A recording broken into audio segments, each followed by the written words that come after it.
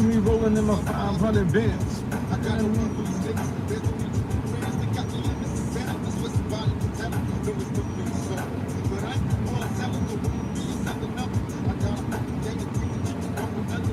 Shout out to the CIA. I got these bottles by my bed.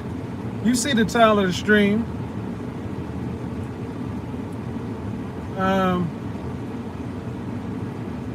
To my non-black male followers, I'm going to ask that you kindly either watch, or if you don't want to watch this stream, thanks.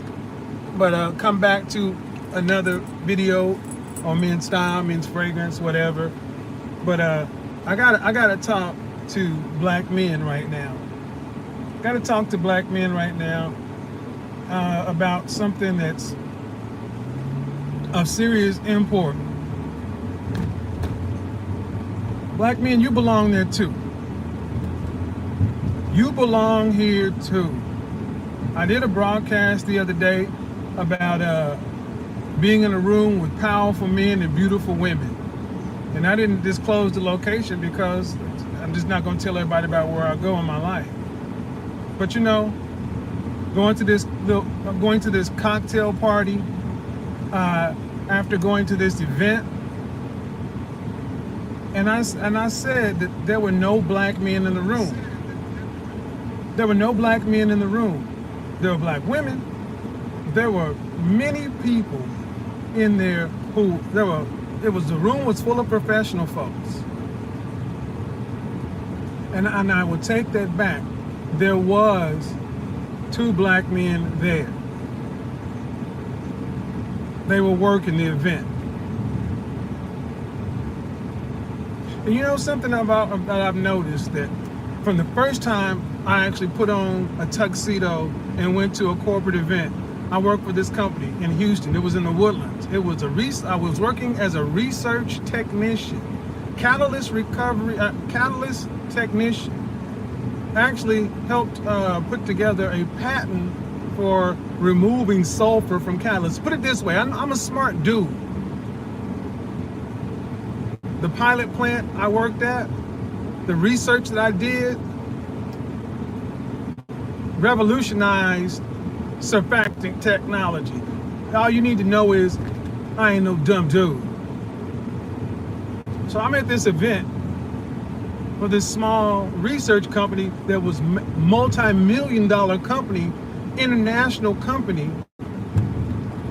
And I go, and I remember being a young 20-something-year-old black man. And I walk into this room with nothing but older white people. There was one Hispanic-ish guy there, and he was an engineer that worked at the lab I worked at. So the people that worked at the lab knew me, but the people from headquarters, they didn't necessarily know me. They may have known of me, but they didn't necessarily know me. And I will never forget, I'm in this event, and it's black tie. I'm in my tuxedo, looking like $1 million. Black James Bond up in this motherfucker.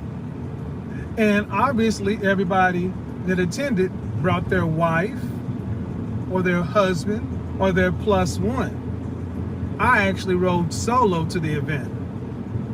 And as I'm sitting there talking to the CEO of the company about the research that I had done that was leading to groundbreaking innovations that led to patents and millions of dollars for this company, I actually had an older white woman come up and ask me for a glass of champagne.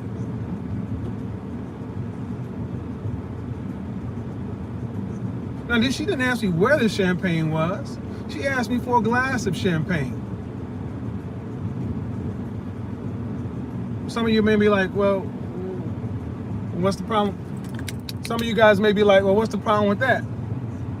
She asked me for a glass of champagne because she thought I worked there. She thought I was just like she thought I was one of the helpers there, one of the servants there, because the only black men that were there hold on. The only black men that were there were actually the servers. Dang. Yep, that's what it was. That's the only black men that were there. Now, funny thing is, when I went to the event, the black men that were there were kind of like, oh, what's up, bro? What's up? Okay, we see you. Okay. You know, how we give each other that head nod and shit like that. You know how we do that. You know, those brothers were kind of like, oh man, proud to see you up in this mug. What the hell? What is going on, man? All right, I got to get this fixed. The brothers that were there, they were kind of like, we see you. Like, we proud to see you up in here, man. You up in here doing your thing, because this was a big deal. I mean, this company had contractors like Exxon and Mobil. You know, huge multinational oil conglomerates were our clients. And little old bitty me, Kevin Samuels from Oklahoma, was in the room with all these high-powered corporate executives, all these folks, and they were asking me questions. I was the man. It was about me. And then damn it, I'm sorry guys, this is bothering me. In one instance, everything crystallized when this older white woman comes by and asks me for a glass of champagne, because black man in a tuxedo, you must be part of the help. Now understand, the tuxedos, the other black men that worked there weren't in tuxedos. I was the best dressed man in the room. But yeah. And the CEO was mortified because it was one of the vice president's wife that actually approached me. Yep, one of the vice president's wives approached me, asked me for the glass of champagne. And the CEO said, oh, this is Kevin Samuels. He works for us. You know, he's in the catalyst, he's in the research lab and blah, blah, blah, blah, blah. And this lady's face was just like, oh my God, I'm so embarrassed. And, you know, but the fact of the matter is, I could have got pissed off. I could have went Malcolm X on her. Part of me wanted to, but you know what? The way I decided to handle it was even better. I asked her, I asked her, why would you ask me for a glass of champagne when the bar is over there? Why would you ask me for a glass of champagne when the bar is over there?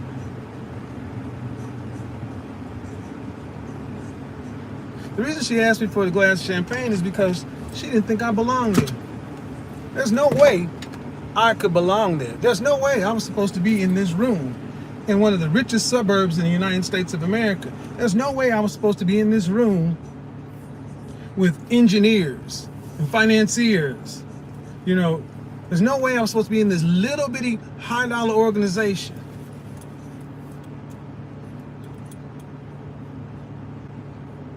My work proved that I belong there.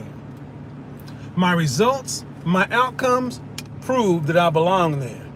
But you know what had to actually also prove it? My mindset. I didn't get mad, I didn't get angry. I checked her in the appropriate way. And I remembered that. I'm not going to ever let anybody make me feel as though I don't belong. And that is what I see far too often with black men. We don't want to go to places, these upper echelon places, because you're afraid that you don't belong. There's a fear there that you don't belong, that some shit like that, some fuck shit's gonna happen. Well, let me tell you something. Your ancestors built this country. This country is what it is because of ADOS, because of the slave trade. We know the history of this country. There's not a place in this country where we don't belong. So I walk in everywhere like I belong. If I have the credentials, if I have what everybody else has, I'll have what everybody else has. Let me say that again. If I have what everybody else has, I'll have what everybody else is having. And that's what I want for you to start looking at yourself like you belong. I'm going to do a full broadcast on this because I'm actually take calls and questions, because what I see is so many black men who have the ability, the potential. But when even that broadcast I did the other day, I had some guy to get in the comment section talk about, young brother, don't ever think that, you go into these rooms and these people are going to look at you the same. I could give a fuck how these people look at me. I know how I look at myself. I don't accept that from that person. I don't accept it from that woman. I won't accept it from you either. Somebody else's prejudices and perceptions are not my problem. If I've done the work, and you know what it is, you often have to do 3 times the work to get half the credit. I want my credit. I want it now. I want it hot, I want it ready, I want it juicy, I want it on time, I want it the way I ordered it. I want my steak medium rare. I want my potato loaded. I want my asparagus crispy. I want my wine chilled.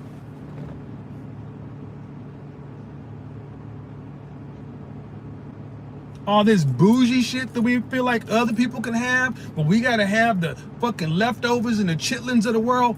Fuck that. You get lobster too. And then you can still go eat a 2-piece and a biscuit. You belong there. So why aren't you there? Why aren't you there? Are you afraid that some guy who may not know you or may not think you belong there is going to do that to you? Fuck them. Don't give them the comfort of security of your absence. Don't make it easy for them. If they have those kind of limiting beliefs, put your black ass in a room and make them recognize your gangster. Do not self-segregate yourself to make somebody else feel comfortable. Take what's yours. Don't ask for it, take it. That is why I say men are confident, intelligent, assertive. But I really want you to get to the next point. Once you finally realize this is where your life and you get to make it, then you have to get competitive. And then you got to get aggressive. Yeah, you got to get in the fight. Because they ain't going to give it to you. Power is not given. It is taken. Taken. Taken. You can't appeal to somebody's nature or whatever. You take it from them. What I tell you, fighting and fucking, what are you fighting for? Everything out here has somebody coming from another country to come get their piece of it. You were born here. There is no place here you can't go. So what's stopping you? I asked, what's stopping you from going to these rooms? What's stopping you from going to these cocktail parties? What's stopping you from going to the mayor's ball? What's stopping you from going to the art exhibit? What is stopping black men from going to places that are considered high class? Black women are there.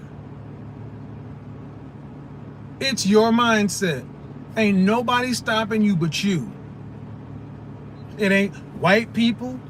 It ain't the man. It ain't white supremacy. It's your black ass. You don't want to go and compete. You don't want to go get out of your comfort zone. You don't want to go learn how to move in these places. Yeah, you got to go in there and learn the lingo. You got to go learn the language. You got to go learn the mannerisms. You got to go learn everything else. Well, guess what? If you want what you say you want, That's what you're gonna have to do. Look at, man, ain't nobody sweating what's going on in the black neighborhood, black community. They come take what they want from us and leave. Try to drop black business on the Arab side of town, on the Hispanic side of town, on the Asian side of town, in the white suburbs. You ain't getting in there. But you can drop anything you want on the black side of town. Why? You let them. You let them. Learn from them. Look, man, they're not your enemy. You may want to paint them as your enemy. You know what's universal? Green. Money. You know why I belonged in that room? Because I was fucking good at what I did and I made the company money. And I never let myself believe it was anything other than that. I was there because I was profitable for them. And when it was time to pay me, I expected to be paid the most possible. I negotiated hard and I took no shorts. They didn't do me a goddamn favor to give me a job. They were lucky to have me.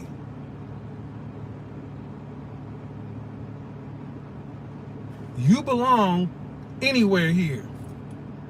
You don't just have to stay in Oak Cliff or DeSoto or Acres Homes or Fifth Ward or wherever the black side of town is and doing black shit. It's all black shit. So that's one thing I would say, that the men who founded the fraternities back in the day. You look at Kappa Alpha Psi, Alpha Phi Alpha Phi Beta Sigma, and Omega Psi Phi. I know there's Iota, but you weren't founded until the 60s. You think about founding an organization in 1906, 1911, and 1913, I believe. The founders of Kappa Alpha Psi Fraternity Incorporated, they were founding their own black fraternity while washing dishes in a white fraternity house. Oftentimes, they were the only black people on the yard. At Indiana University, they had to actually bring men from around because they had trouble getting 10 guys. Now it's hundreds of us, thousands of us, but we don't go to the same places they fought to get into. Why? Man, fuck them. I ain't selling out, man. How do I go to one of these kind of places and not have to kiss ass? The fuck? That's not the question, brother. How do I go to these places and not have to kiss ass? Man up. Kissing ass, you mean play the political game? Play the money game? It's the game. Why are you so worried about kissing ass? Because you're worried about what somebody who has less than you thinks about you. Man, hey man, Leon went over to that old bougie ass place. Yeah, man, he in there kissing them white folks' ass and blah, blah, blah. Where's the person that's making these comments? Are they shoulder to shoulder with you going in there to take something? Or are they sitting on the corner? Look, man, at the end of the day, the only person stopping us is us. The only person stopping you is you. We belong there. We belong there. We're entitled to it. And if you don't take it, someone else will. I'm going to tell you something else. American black men, African Americans, I can tell you this much. If you don't get your shit together, if you don't start taking your appearance more seriously, your image more seriously, your brand more seriously, if you don't stop playing with life, if you don't stop being a 31-year-old dude just consumed with pussy and not consumed with purpose, if you don't stop playing, acting like you're an overgrown goddamn teenager that pussy is still new to you and you ain't worried about nothing else but macking these hoes, guess what? They're coming over here from the continent. They're coming over here and getting it. I got no problem with them because you ain't there. Where you at? You mad? You get upset when you see a beautiful chocolate sister on a white boy's arm? Well, guess what? If she likes going to these places and doing these things, where are you?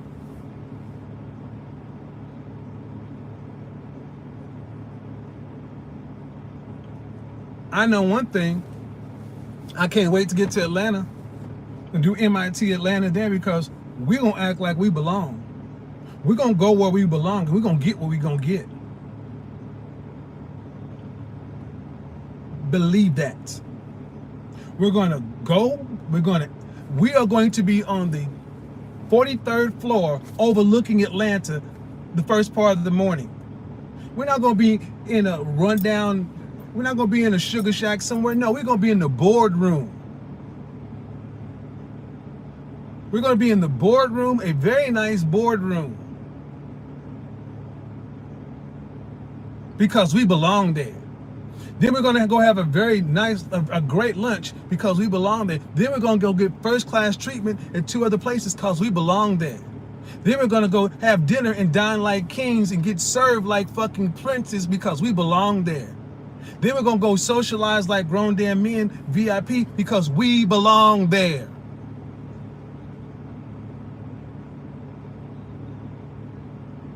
You know what? Why you belong there? Look in your goddamn wallet. You know why you belong there? Look at your resume. You know why you belong there? Look at the sweat off your brow. Now, what's in your mind?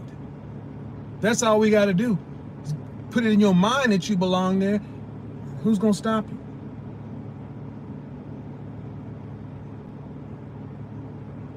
See, we got to dispense with this thing of that if I go over here and do stuff that's upper echelon, that I ain't still keeping it real and being black. Fuck that. I reject that wholeheartedly. Black men have always achieved. Whether we got the credit for it or not, we have.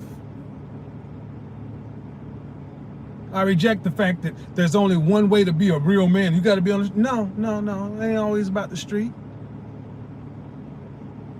Life is war. You need to be a warrior scholar.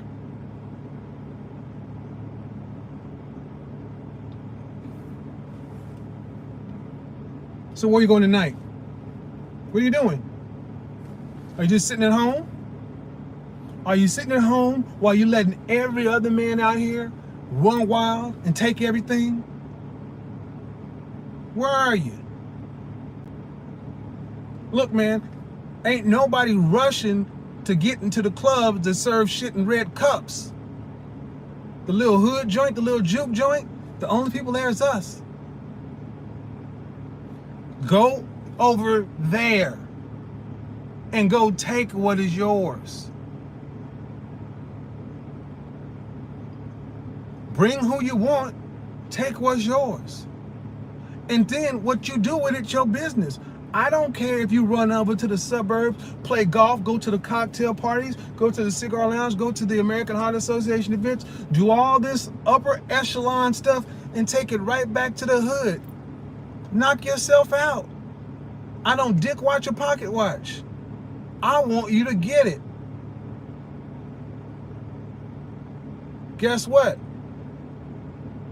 Black women want you to get it too. I was talking to, I'm not going to say the person's name, but I was reminding them of a video that a sister here did on YouTube. Talked about how she was married to a white guy and how she was feminine, beautiful, inspirational, just a model, traditional wife.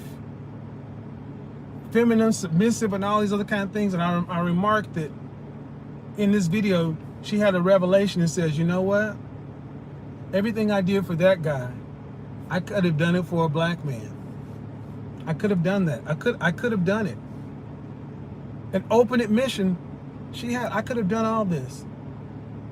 And then my children would have had a father and mother that looked like her. And it was the first time I'd heard a woman actually admit the truth that we know. But what the kind of things she likes doing, there weren't a lot of black men out there. Black men. If black women like going to the ballet, opera, art, I have more black women hit me up saying, thank you for doing what you're doing. I want a CIA black man, but I cannot find a black man out here who likes to do anything. I can't find him. It's not that I don't want to be this. It's just the things I like to do. I don't want to just do Netflix and chill. I want to go here. I want to do that stuff. But so many black men today make me as a black woman feel bad for wanting better.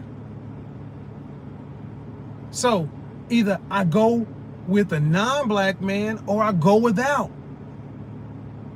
Women aren't our enemy, man. You know me. You know my views, but you have.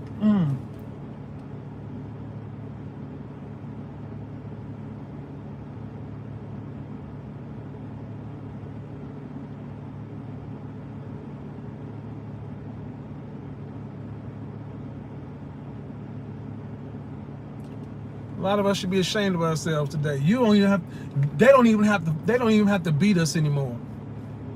Because you quit before you even get in the ring. You're not getting in the ring like Jack Johnson and fighting for the heavyweight trophy. You just saying, fuck it, I'm not gonna box. It's easy to beat men who don't show up.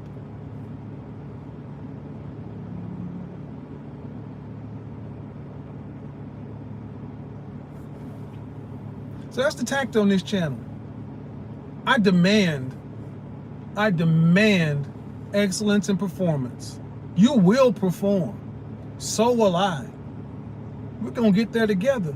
But there will be no bullshit over here. No, we can't do it because this. We can't do it because that. We can't hit this channel. And if this ain't the way you flow, do yourself a favor and leave, because you're not going to be happy, because I'm going to push you to be a better version of yourself, to not just be here, to go out there and do something.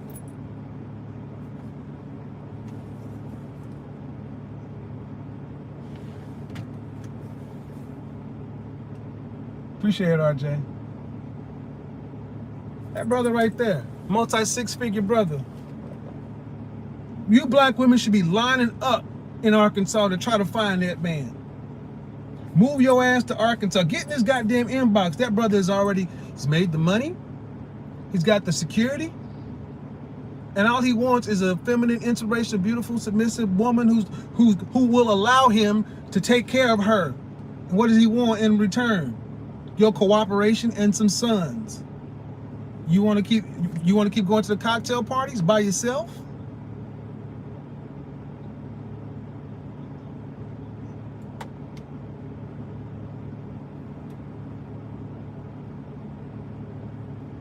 Black men, understand something.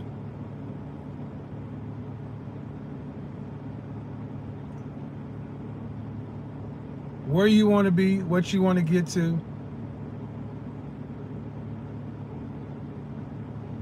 I don't think anybody listening to this has had a water hose turned on them, dogs sicked on them. The shit that our fathers, our grandfathers, and our great-grandfathers and all those people had to go through.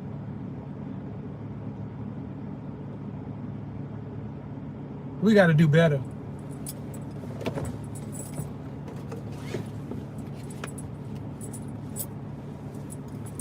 So let me be said.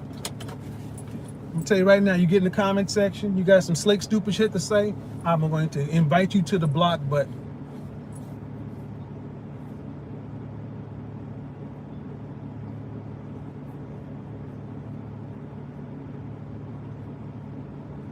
I can do my part to help you look in place, look the part. I can help you look like you fit in these places. You've already done the work.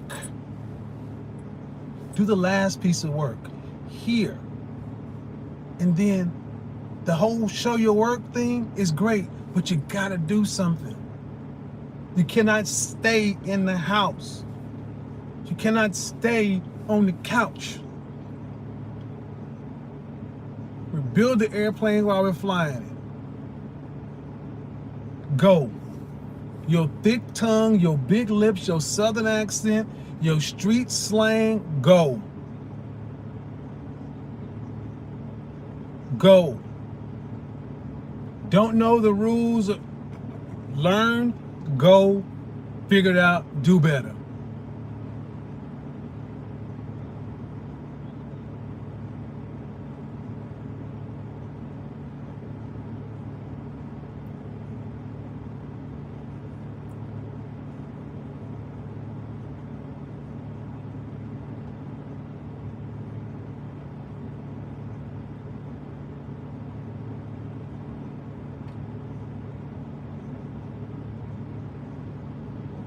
We're gonna have to talk.